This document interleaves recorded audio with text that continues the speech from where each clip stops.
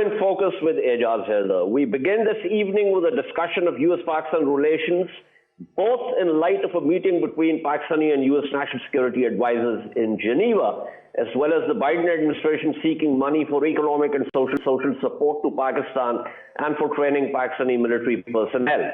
The money being asked for as part of the administration's first budget for fiscal 2022. The proposal sent by the U.S. State Department to Congress last Friday reads, and I quote from there, "Funding for Pakistan will support strengthened democratic governance, particularly near the Afghan border in Khyber Pakhtunkhwa province, address the drivers of violent extremism, and support stability in Afghanistan and expand economic growth, including by bilateral trade and investment where possible," unquote. To be precise, the money being asked for is fairly small. The overall amount for South and Central Asia, that's in total, is $324.5 million.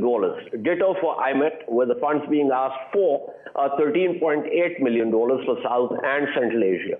Priority recipients include Pakistan, Bangladesh, India, and Nepal. Earlier on 25 May, NSAs met in Geneva. The meeting resulted in a joint statement which read, and I quote from that statement, "The national security advisors of Pakistan and the United States of America met in Geneva yesterday. Both sides had a positive conversation on a range of bilateral, regional, and global issues of mutual interest and agreed to advance practical cooperation on these issues," unquote. Let's get to our panel now.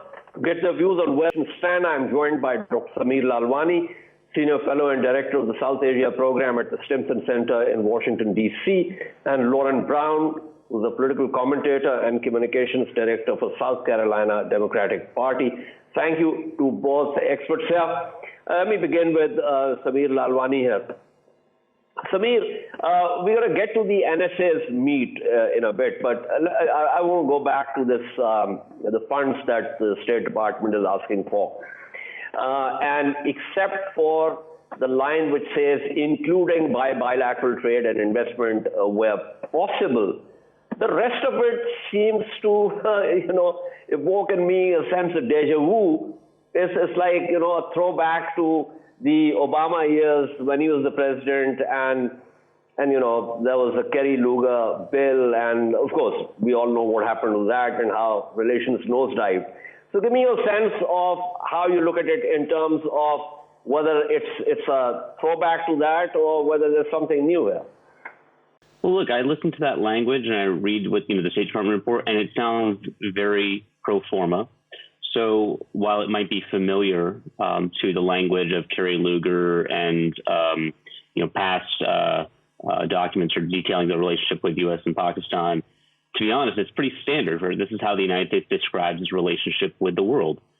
Strengthening democratic governance has always been sort of a priority for the United States. You look across the board to other countries throughout South Asia, Central Asia, Africa, Southeast Asia. This is sort of a standard approach to the United States, and it can be read in one of two ways: is actively supporting a particular type of regime, or the other part of it could be looked at as strengthening political institutions that the United States believes to be abetting prosperity and stability. And so I think you have that language about addressing violent extremism, stability, economic growth, development. I think that's what the United States is valued and most appreciated for in the world. And so I think when Pakistan wants to have a normal relationship with the United States, and we've all sought sort of to normalize this rather than this to be an outsized or misfitted relationship, this is the way it's going to be done, is through sort of the standard approaches of the State Department Foreign Operations Bill that covers development, economic assistance, international narcotics assistance, the standard approaches. So I don't see a whole lot of concern in the language used here. I think, the proof will be in the political and actually how the political relationship evolves, which in some ways is more consequential than the money that's transferred. Absolutely. But here's the thing, because, you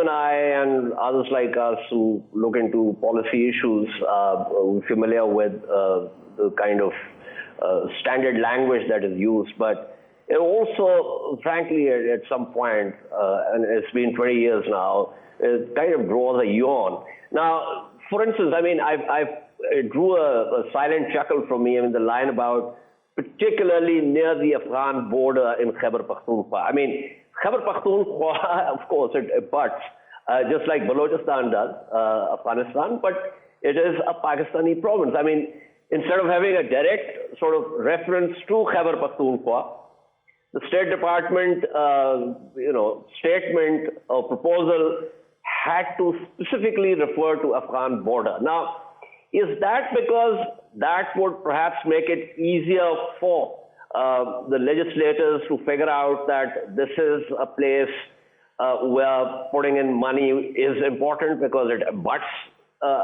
Afghanistan? I mean, is this like the domestic sort of political bargaining kind of thing? I mean, what exactly is that? That would be my sense as well, Ejaz. I think that's right, that the American political imagination probably doesn't know Khyber Pakhtunkhwa from Mars, but they know Afghanistan. It's been part of the political lexicon and discourse for 20 years. And so essentially it's a way of establishing the salience of the country and the region to the American taxpayer, right? Because at the end of the day, legislators have to defend their votes on a state foreign office bill. And it's very common in the United States in political campaigns to play gotcha with a particular piece of legislation and one line item that was voted on by a particular member. Members of Congress do this all the time. There's they do it with scientific studies, for example. They sort of call out one particular study that involved, I think the recent one I heard was like rabbits using cocaine, and then Rand Paul sort of gets on his rant about why were we spending money on this for scientific research. So someone could do that with a piece of legislation supporting development assistance to a particular region of Pakistan. And legislators have to be able to defend that. And the easiest way to defend it is to say we have an interest and a stake in Afghanistan. Spent 20 years there. We have an interest in the stability, and Pakistan is a critical part of that. And that sort of shuts down that the challenge that might otherwise occur with legislators. Right. Talking studies, I want to get back to you, Samir, on one of the studies of which you were also a part. This is a senior study group which was commissioned by the USIP. But let me first pull in Lauren Brown here. Ms. Brown, you obviously have the advantage of someone who looks at politics in terms of how it plays out on the ground. It's not just about being a think tanker and sort of, recommending things from afar, things which may or may not be possible.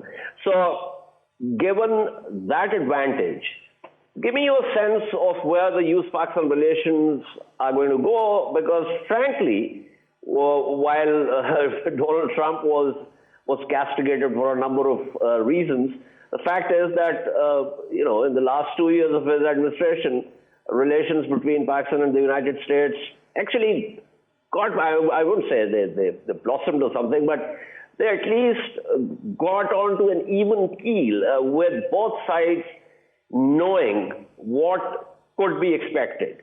Now, this was frankly, given how the relations were during President Obama's 8 years, that was a great improvement. So why should we in Pakistan be very happy that Joe Biden is the president?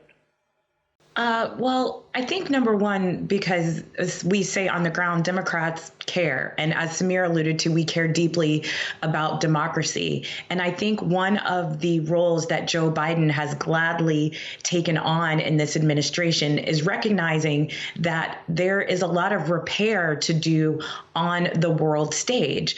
Also, Pakistan has a great deal of leverage with the United States right now as we prepare to leave Afghanistan. And it's going to be incredibly important from a security standpoint that we have a functional, positive, transparent relationship, because more than likely the United States is going to need to rely on Pakistani intelligence, where we will no longer have capability with the withdrawal of our military troops. Not only that, my understanding is that Pakistan's largest customer when it comes to trade is the United States. And I think that's something Biden is always going to be for is great trade relationships with our international partners as we all seek to rebuild economies in what we hope we are moving into is a post-COVID era. So while things may have cooled under Donald Trump, I do think there is still a lot of repair and work for this administration to do on the world stage with our allies and reminding folks that we are shifting away from the America First policy and really trying to work in partnership with our friends across the globe. Right. So here's the thing. I mean, this is without prejudice to what you're saying, because what you're saying is politically correct. It refers to allies and the need to, have all of them sort of walk along with the United States. The problem is that some of the allies within the region, different regions, are not particularly allied with themselves. Like, for instance, the United States strategic partnership with India. India and Pakistan, you might recall that 2 years ago, India aggressed against Pakistan. We actually had an aerial, encounter. So for us in Pakistan, the growing U.S.-India relations are a matter of concern at one level. And secondly, we also do not see as yet that there is a conversation which could take the U.S.-Pakistan relations to another level, which does not have a reference to Afghanistan. Because, we understand that Afghanistan is very important. It's actually also very important for us, frankly. One of the reasons that we've been facilitating the peace process is because without peace in Afghanistan, we can't have peace in Pakistan. So the interests converge there. But in terms of U.S.-Pakistan relations, for now, it still is grounded in Afghanistan. And there's also a sense, perhaps not wrong, that the Biden administration will probably look at what can be delivered by Pakistan in Afghanistan before relations could go to another level. Now, is that a sense that, as someone who deals with politics, you would agree with? At some level, I think it's a fair assessment, but I also think that Joe Biden is still relatively new on the job. He's still reaching out to partners across the globe. He's got a meeting scheduled with the Russian president coming up in a few weeks that we hope will bear fruit. And we've got a lot of domestic issues here at home that he's also dealing with. So while I think your assessment is absolutely correct, I do also think that it is far too soon to prognosticate what can be.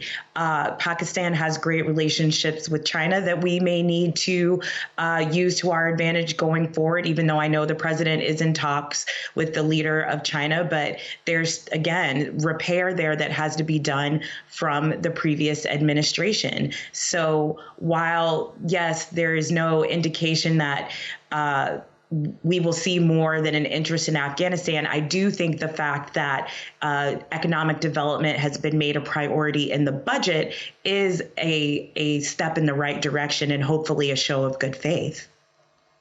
Right. I'm not sure, Ms. Brown, if President Biden would agree with your assessment that he is new to the job as far as foreign policy is concerned. But thank you so much for your insights. It's great having you on the program. Let me go back to Samir Lalwani.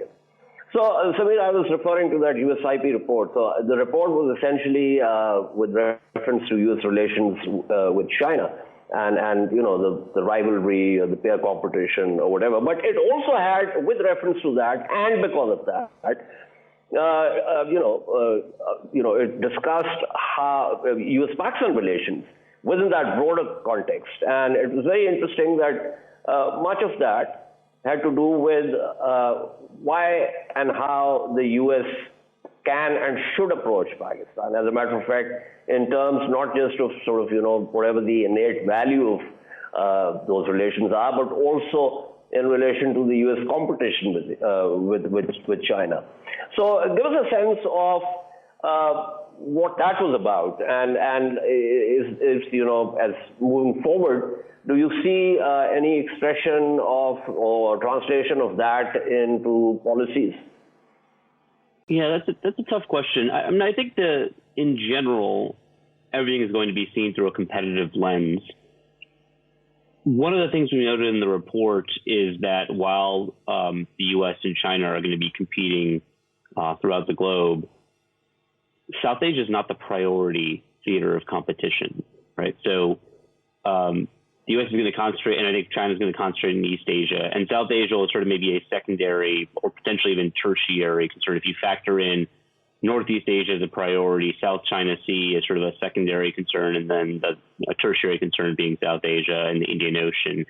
So I think to that extent, it's never going to sort of be thought of in sort of these lofty competitive terms. That said, I think it's in the United States' interest, and I think this is expressed in the USAIP report, is to cultivate positive, strong relationships with as many major partners throughout the region to remain competitive, right? So the idea is not to outduel each other in terms of how much we spend on a particular country. The United States is never going to spend as much as China has on CPEC because China has a strategic bet based on that, and the United States' strategic bets are elsewhere. But I do think that does not mean we're going to foreclose on opportunities for partnership, because at the very least, we have an interest in stability throughout the region, and more broadly, I think there's always a chance of contingency when we want to rebuild the relationship again, and have sort of the option for a stronger relationship when things change sort of in the region. Right. I'm also joined by Asad Baig, who's a journalist, computer engineer, and founder of the Media Lab. Asad, thank you for being on the program. Just stay with me. I will quickly engage Samir Lalwani on one issue before I get to you. So, Samir, one of the reasons I've got Asad Baig is because he knows the IT sector, and there's a lot of talk and also potential for cooperation in that sector, and I can tell you that the Americans are interested in having cooperation also in terms of cybersecurity. But before that, I wanted to draw your attention to the Pakistani energy sector, Samir, because it's like a $50 billion area with windfall profits, and I can tell you that the the Biden administration is very interested in getting American companies to invest in this sector. So I think there are areas where perhaps the investment could be much bigger, or private sector investment could be much bigger. So is that something that you think is likely to be net positive for relations?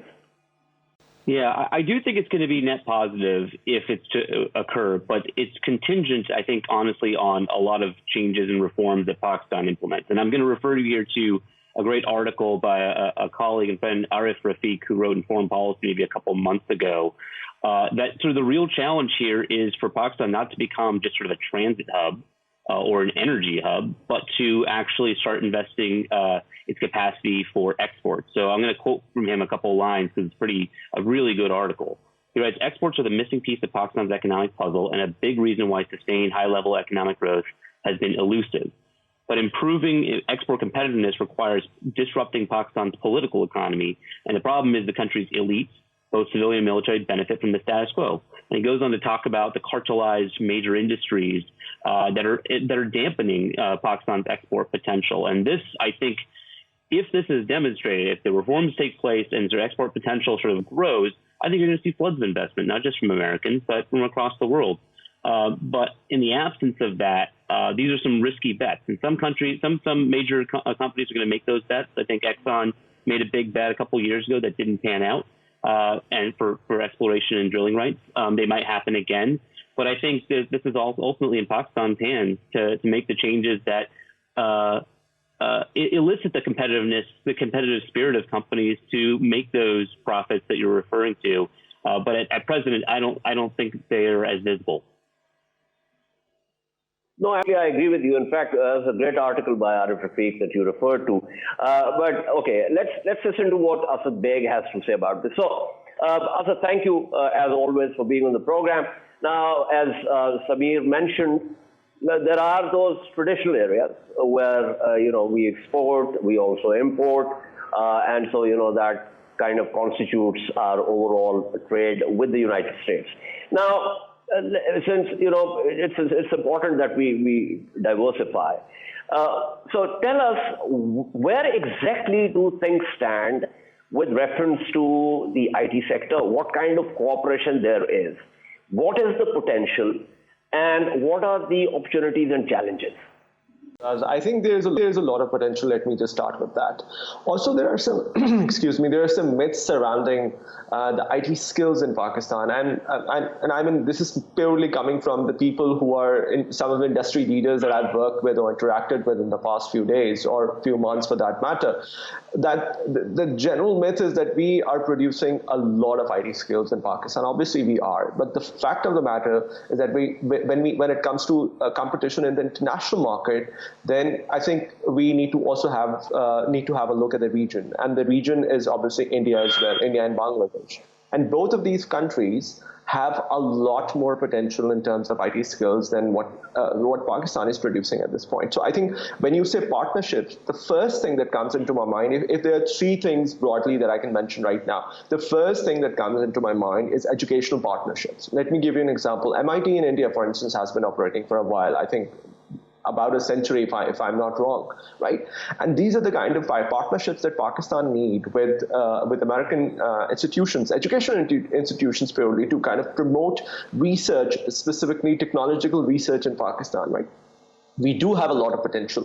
We have a massive sort of bulge of youth in Pakistan. We have a lot of youth who, and they're interested in IT technology and so on, and they are doing what they can on their own in Pakistan. But there needs to be some form of partnerships with these international, specifically American institutes in terms of technology development in Pakistan, right? So that's number one.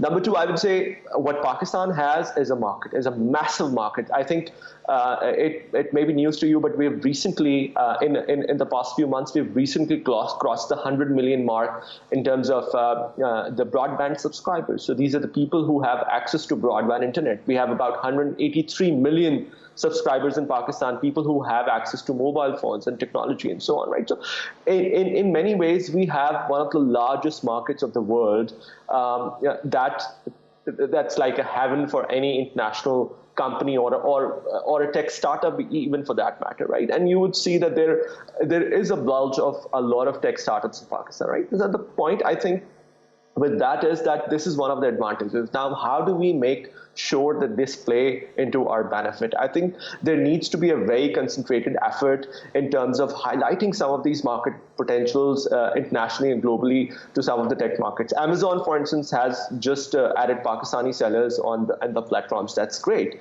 But I think there needs to be slightly more sort of concentrated efforts directed at these national companies and kind of through business diplomacy, that is, right? Not by legislating on kind of pushing their arms or pushing their hand to sort of come to Pakistan and operate here. And the third thing is that we need to kind of do a little bit of introspection and do some ease of business policies. Now, this is something that the PTI government has been talking a lot about, and which is great, obviously. But the fact of the matter remains that when it comes to technology, there are massive limitations. I'll give you an example. For instance, some of the startups that I directly work with are media startups. So they constantly are creating, short films and whatnot. So one of the biggest challenges that they have is in terms of the equipment or access to technology. As in Pakistan, as a content producer, for instance, in India, there are a lot less taxes on international sort of equipment. It's readily available there. Obviously, there's a massive market. In the shorter term, it may be good in the shorter term for Pakistan tax collection, but in the longer term, what we are doing is we are kind of limiting our content market. And this is just one of the examples that I'm talking about, right? So these are the kind of ease of business policies that I think needs to be looked at internally also. Okay, so let's get back to Samir Lalwani on this. So Samir, three areas, of course. One is collaboration with the American technological institutes. Then, of course, the market that Asad Baig is talking about. Now, with reference to both, What do you think? Is it the government of Pakistan that needs to interest the U.S. investors, or should the government of Pakistan facilitate the private innovators and entrepreneurs in Pakistan in the IT sector to actually interest the people in the United States? What possibly can be done? No, I think these are all great suggestions. I do think there's probably a role for Pakistan government to facilitate a lot of, for example, the educational partnerships. The United States, has a relationship that it, built with LUMS, I want to say over 25 years ago, I recall. But there are several sort of higher education institutions that would be right partners for U.S. institutions. But I think, to be honest, the initiative is going to be required to come from Pakistan, whether those institutions themselves or the Higher Education Commission that would sort of initiate some of that partnership relationship. I will say, as a caveat, technology partnerships are getting more scrutiny today than they were 5 years ago. There's a lot of concern about tech leakage that's occurred in the last decade. So I think there's going to be greater sensitivity to that. But certainly in terms of talent development and sort of human capital development, I mean, that's sort of a net positive for anyone, and frankly creates relationships that allow for tech workers between the United States and Pakistan to thrive. So I think that's an excellent place to start to begin with. The problem I think that politicians have is that there's not sort of immediate payoff. You have to wait sort of 10 years down the line to see the returns on this, and that's where politicians tend to sort of say this is not worth my time because it's not going to get me elected in 1 to 2 years. I think the massive market that Mr. Baig pointed out is also a really good point. So look, here's my sense. I'm not an expert on this in terms of sort of technology partnerships and investments. Is that it is great for consumers. It's not necessarily a huge employment generator, and I think that you've seen this in India as well, where the tech sector has boomed, but they still have a massive unemployment problem that's continued to amount. And so I think in complements with the technology investments and partnerships and sort of government support for that, I think it is sort of the bread and butter stuff that was part of CPEC and sort of the infrastructure and transportation energy networks, but then ultimately getting to hard consumable products that you can export and generate foreign exchange. It's also going to be an important part of Pakistan's economy. But the third point that Mr. Baig made, I think, is directly related to that. Ease of doing business is not just a challenge for the tech sector. It's across the board. I hear this from the smattering of U.S. corporate folks that I talk to when they're looking at Pakistan. It's still a lot more difficult. And I think one of the biggest obstacles that I've heard is just a central node for communication to foreign companies that want to invest. Right now, it is extremely distributed and diffused between central government, provinces, and so there's not a sort of central one-stop shop for corporations that want to make big investments to do this. So some of that's just efficiency, and again, that can be done fairly quickly, I think, and you can generate some returns, again, political returns, while also simultaneously making these longer bets on the Pakistan economy. Absolutely. I couldn't go with you. Thank you so much. That was Dr. Sameer Lalwani speaking with us. Before I wrap up, let me go back to Asad Baig here. So Asad Baig, you heard what Sameer Lalwani said. We keep talking about reforming the governance in the sense of, making it Pakistan a more attractive place for foreign companies to invest. But it doesn't seem to me that we actually on the ground being able to do much about that. The thing is that every time we talk about U.S.-Pakistan relations, and one of the reasons I wanted to get you on the program is to kind of move away from the hardcore security issues, since we are talking about building the relationship on something which is more than just transactional.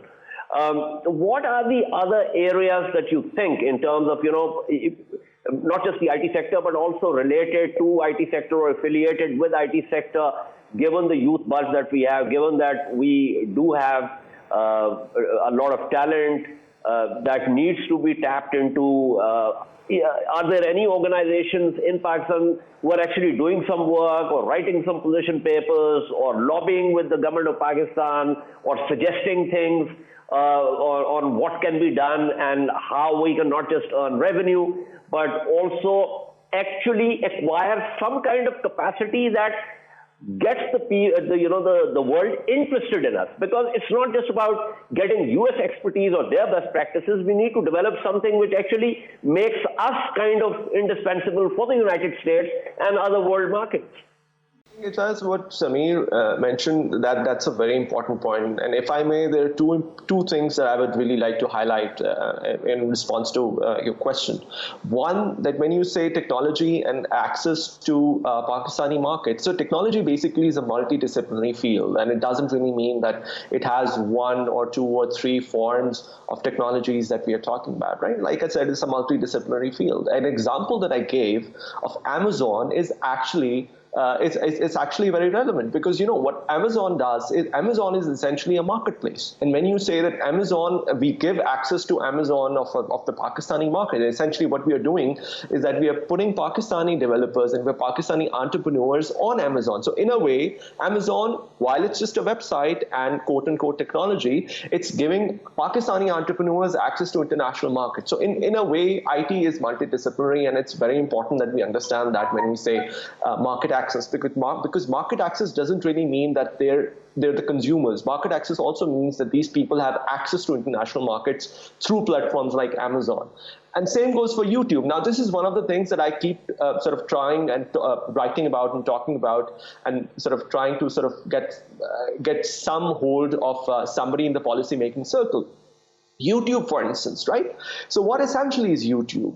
YouTube is a video sharing platform. Now, if you look at India, I keep giving the Indian example because that's obviously the closest in the region to us. If you look at India, all of the entertainment companies are actually monetizing their content through YouTube.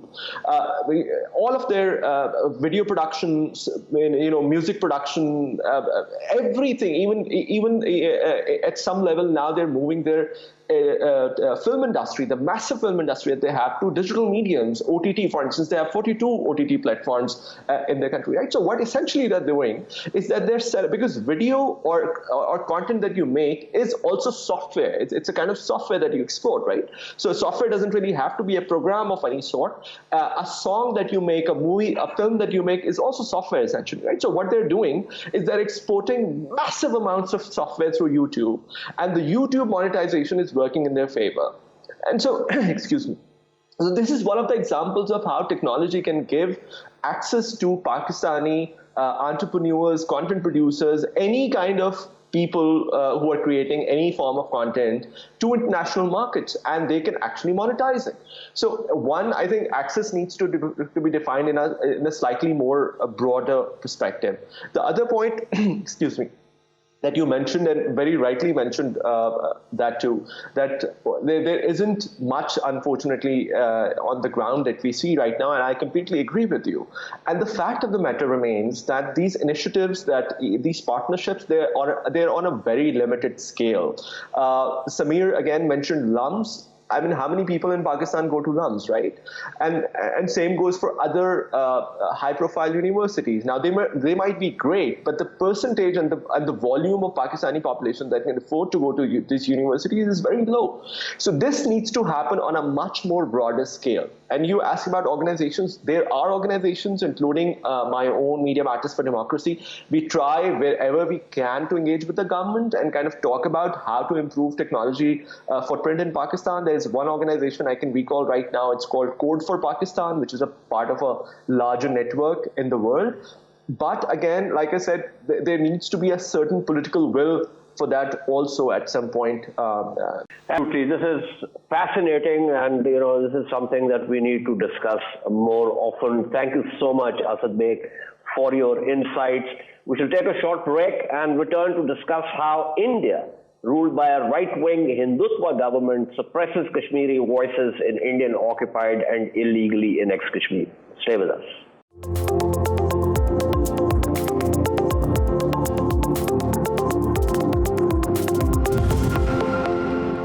Welcome back to In Focus. On May 31, Asad Sultan, a Kashmiri journalist from Indian-occupied and illegally annexed Kashmir, completed 1,000 days in prison. Sultan was arrested in August 2018. the Unlawful Activities Prevention Act. This anti-terror law has been criticized by many legal and rights activists and is increasingly being used to silence dissent. Sultan, 34, worked as an assistant editor for a Srinagar-based English magazine, is accused of harboring known militants, an allegation he denies. He has also been charged with murder, attempt to murder, and other crimes. But Sultan's family and the editor of Kashmir Narrator, the magazine he worked for, says he was arrested for his work, particularly for a story titled The Rise of Burhan, which he wrote in July 2018. The story narrated how the 22-year-old Kashmiri freedom fighter had become more dangerous for India in his grave than in his living room. Sultan is not an isolated case, though. Since annexing occupied Kashmir, the BJP government has arrested hundreds of political leaders, activists, writers, journalists, and other youth, most of whom are still languishing in Indian jails. But let's get to our panel for their views on India's suppression of voices. I'm Dr. John Dayal, human rights and political activist. Dr. Dayal is a member of the National Integration Council of India. With him is Henna Zuberi, editor-in-chief of MuslimMatters.org. She also leads the DC office of the human rights organization Justice for All. Let's begin with Dr. Dayal. Dr. Dayal is, of course, Kashmir has witnessed this for a very long time, but this government has also used more or less the same tactics in Indian mainland. So give us a sense of, since you look at all these cases and you've been agitating these issues for a very long time, what exactly is now going to happen in the case of Asad Sultan, for instance, and also other such prisoners of conscience? Prisoners of conscience and the Kashmiri journalist case needs to be seen also in the context of what's happening to media in general, to journalists who are dissenters or who take on the government or particular political leaders of the BJP, including the Prime Minister of India, Mr. Narendra Modi, in social media. They just picked up and they end up rotting in jail for weeks on end, for months on end. The courts don't give justice. The media itself doesn't take up the cause of its colleagues. So basically, we have several layers. Dissenters in general are ending up in jail. Kashmiris in particular, particularly in the valley, largely Muslims, of course have this additional burden of bearing, what can I call it, but tyranny of the state apparatus for whatever they do. And these are not terrorists. These are journalists, professionals like me, working there, doing the job. The vocabulary may be different from mine. I may not call Burhan Mari a freedom fighter, but that's not a crime. We choose the vocabulary from your perspective. And therefore, and the third thing, the UAPA, Unlawful Activities Act, and its derivatives and its other forms, which go from state to state. There are all sorts of people, freedom fighters, all people, people on the verge of death. Young people are being picked up from states for speaking up, for dissenting, and for all of those things. And they go behind the curtain of the jail, and then it's silence. Nobody knows what's happening to them. Many of them got COVID. We don't know if they're dead or alive. The few cases that we pick up and we see in the Editors Guild, of which I'm a member, and organizations that sort of come, maybe they will get some trackage in the Indian media, but on the social media, apart from what people like me put up, there's silence. And therefore, in the international media also, unless, let's say, Washington Post or New York Times or The Guardian of England pick it up, there is utter silence. And that is very, very worrying, because it means almost if the states, if the governments, if the political ruling parties design the conspiracy to crush dissent in the guise of an overall, what can I call it, but black edge. That is very, very frightening for people in India, and should be equally frightening to freedom-loving people all over the world.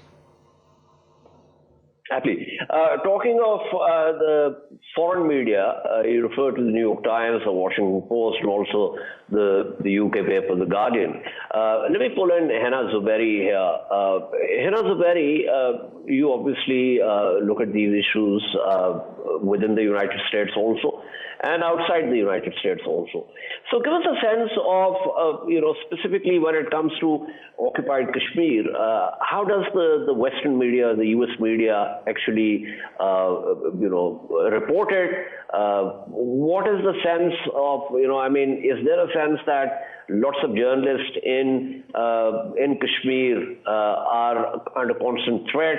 Lots of them have been incarcerated, and so on and so forth. I mean, is there a sense, is there something that can actually reach critical mass where the Congress and the US administration can actually begin to put pressure on the Indian government to clean up its act? When I look at this situation, it's actually very frightening, because as Indian journalists are being muzzled inside India, coverage of India, any human rights violations coverage by human rights organizations here in the US or Hindu organizations who speak against Hindutva are being muzzled. Recently, Hindus for Human Rights, Indian Muslim American Council, Al Jazeera were all slapped with a libel case by the Hindu American Foundation just for highlighting their ties with the BJP. So their case is being filed in American courts against anybody standing up against Hindutva in the United States. So to get the United States Congress or even the Tom Lantos Human Rights Commission to pick up one case of any prisoner, any journalist in India is an uphill battle. And this is something that is very critical to look at. Why is the US so silent on India's crime?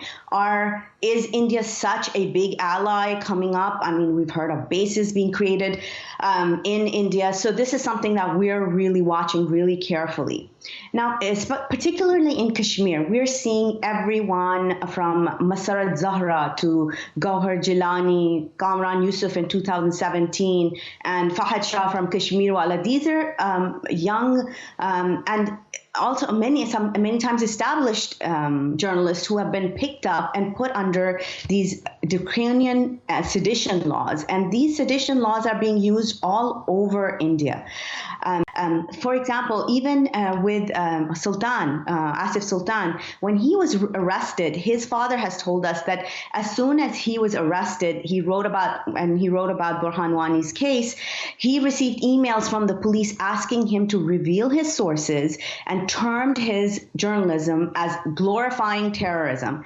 Now, if every journalist who covered terrorism cases, even though this is a freedom fighter, was charged like this after covering stories, we wouldn't have many journalists left in this world. Absolutely. But I'm who talked about the sedition laws, on which I want to, bring in Dr. Dayal. Dr. Dayal, we have seen under this BJP government that increasing numbers of people, I mean, writers and satirists and, stand-up comedians and other, there is this use of sedition laws, which, I once had an Indian panelist on this program said, this is worse than what India witnessed during the 2 years emergency of the late Mrs. Gandhi. Now, what's this sort of, love of the BJP government for sedition laws that they think that they can, slap everyone with those laws regardless of, and actually seems to be to sort of, bring into disrepute a person and to sort of present him or her as anti-India or anti-national. I'm happy you referred to the Indian emergency of 1975-77. I wrote with Mr. Ajoy Bose, my colleague, the first book on the excesses of the Indian emergency, of which the censorship on the press was a chapter. That was an officially declared press censorship. There was a protocol. Journalists were not picked up. Their copy was trashed, but they were not picked up. The few journalists who went to jail, and many did, were also because of the political activities, not necessarily. I was a critical journalist. I was writing against Mr. Sanjay Gandhi. We were not picked up. Our copy was scissored. So there was a subtle but well-marked difference. Here, even the Supreme Court of India yesterday went on record to say that what is this issue of sedition, that we will have to look at the entire gamut of the government issues with the media to see where is this leading to. And when the Supreme Court, a pet of the government as it is, gets worried, then we know where to get worried about. There was this case of a Muslim, his only identity they picked up was that he was a Muslim. He was otherwise a journalist from Kerala, from a respected paper, a politically aligned paper, but a respected paper, media group. He went to investigate a situation in UP, and he was picked up, and it's months and months on end. He's still there. He's still there. And we in the Editors Guild haven't been able to do a thing, you know. And this is what worries us. When you put sedition, you bring in nationalism. When you put in nationalism, you bring in religious nationalism. So, talking about this man of Uttar Pradesh, the chief minister, I refuse to call him a yogi. His name is Mr. Bisht. Let's call him Mr. Bisht. So you speak against Mr. Bisht. You're not only speaking against authority, the government of India, Mr. Narendra Modi, you're also deemed to be speaking against Hinduism because he is a Hindu abbot. He heads a mutt of temple. And then it becomes very complex. There's absolutely nothing we can do without being called seditious. The people in Assam, the people in Bengal, there were, Karnataka, practically every state where the BJP is in power, where journalists have not been harassed or actually indicted on charges of sedition. And as I was saying, you know, when you're building up this entire facade of polarization of your election strategy, and Mr. Modi seems to be facing an election and campaigning an election every minute of his living life, then religious nationalism is the plank on which you work, and sedition is an insult to Mother India. And therefore it becomes a very complex matrix. And my lady colleague on the panel was so right. Trolls, or even government, when they talk of you, are not just belittling you. They're not just threatening you. They are inciting their mobs, their followers, their private armies. They're inciting them for targeted hate and therefore for targeted violence. And all of us, I mean, I've been 52 years a journalist. I've faced all sorts of things. But this is extreme, and it is basically very young journalists out in the field who are being targeted. What we also need to do on a very urgent basis is to see how we investigate HAF and how do we investigate the RSS in the US funding candidates. You know, Pieter and others have done some wonderful work. And back in 2002, the campaign against the genocide had done tremendous work, how the Indian diaspora was funding hate. And here, they moved on. And now they're trying to influence American policymakers, not only on Capitol Hill, but in the capitals and governor houses in each of the 50-odd states. Absolutely. Thank you, Dr. John Dayal, for your insights. Before I wrap up, very quickly back to Henna Zuberi. Henna Zuberi, Dr. Dayal talked about religious nationalism. Is there a sense in the United States or in this democratic administration that, today's India under this BJP government is not a democracy? It's a government, and it's a Rashtra, or at least an attempt to have a Hindu Rashtra. Is there a sense that things are moving that way? There's major amounts of religious persecution taking place, and those stories, and align that. For example, what Dr. Dayal was talking about with sedition cases, right? Sedition cases are used against any minority, religious minority, to put them into jail for advocating for their rights. Yet, because they're booked under sedition, they're not looked as religious persecution cases. This is a tactic that the Indian government is using. So you must have heard about the Cisco case with the Dalits. Yes. This sort of upper class discrimination is taking place over here too. So it's an uphill battle, but I think more younger, especially progressive candidates that are running for office are aware, and especially their solidarity with Kashmir is evident. We see this with the Palestinian Kashmiri solidarity. And people are seeing that the same way Israel muzzles and targets press, India is also trying to keep the news of its occupation under wraps by targeting and muzzling journalists. So to answer your question, some are aware, many, many more need to be made aware. That's a very good observation, and I think that's the area where we all need to work. And I'm happy that, there's also this growing sense that, also because the Kashmiris stood up for the Palestinians, that there is another occupied land and there are another oppressed people that the world needs to know about and talk about. And as for the Cisco case, yes, that was very important, and I did a segment on that also. But thank you so much, Henna Zuberi, for your insights. This is all from In Focus this evening.